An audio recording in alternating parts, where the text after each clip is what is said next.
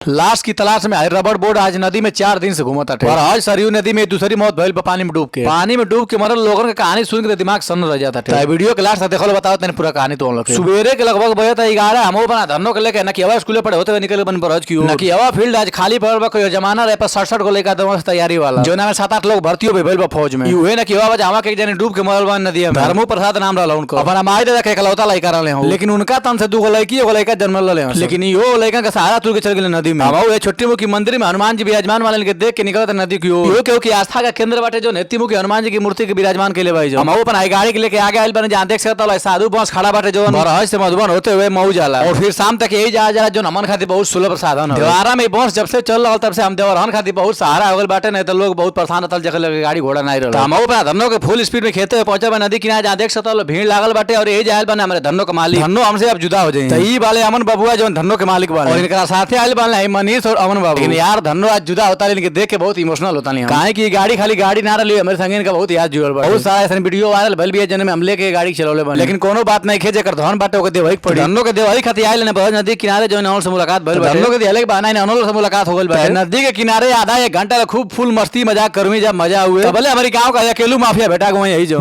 बरहज जात रहुए तो बहुत देर तक मस्ती मजाक कैले के बाद फाइनली उस समय आ गेल बाटे कि लोग चाहिए लोग अपना घरे देख सकता निकल बा धन्नो के लेके लोग भाई लोग के हाय भाई करके हमनो के नदी किनारे चलता है कहां से बहुत लोग जुटल बा देखल का बात है तो यहाँ आके पूछताछ कैले के बाद पता चलुए कि एगो जाए तो डूबल है उनके खोजत में जाने डूब गेल बाना जो नदी में वो डूबल बा। यही से कहल जाला कि जेके नदी में तैरे के नहीं खेआओ तो नदी में न उतरल करे कबो। और उन्हें देख सकता लो रबर बोट आ गेल बा नदी में जो खोजत लाशी के आज लगभग 5-6 दिन हो गए बा खोजत, लेकिन अभी तक लाशी का कोनो अता पता नहीं खे। पीपा पर जे भी जाता बच के जाओ कहां से पीपा पर बंदर बाना जो से डर के गिर के नदी में मरल और बड़ी देर तक खोजले के बाद बोट किनारे पे आइल भी है जो लोग के देखले बा कहीं लाश ओही के पता करे खातिर जाता हम लोग बरहज से तुरती भागलपुर तक खोजे के बाटे और आई जो भाई कपड़वा निकाल के जैकेटिया पहले ताला ये कहीं देखल बा यही इनके बैठाओ जाता बोटा में ताकि इनके लिया के जाके दिखाई हम लोग करा बाद हम अपन दोस्त अनिल के साथ भैंसिन से बचते हुए निकलता है घर की ओर। हनुमान जी की मंदिर से बचते हुए निकल के आगे बन छिटावा और जो लीलावा और नकियावा गांव के बीच में पड़ेला ये छिटावा जहां बचपना में हमारे बहुत मछली मिल जाए जो सामने तो लोग दिखा तालाब में बहुत मछली मिल जाएगा हमें बहुत खड़ा एरिया यहाँ पानी बहुत जल्दी आ जाला बाढ़ी का यही से यहाँ पानी हमेशा यही से छिटावा बोल जाए। लेकिन बेशक एरिया छिटावा में पड़े पानी में पड़े लेकिन देखो यहाँ पीछे ये जो कबो भइल समय उजड़ गेल भी मनियो का एरिया के देखते हुए पहुंचे देखो लीलावा गांव के पास में जहाँ 2-4 घर बाटे के पार करके बागल में देखो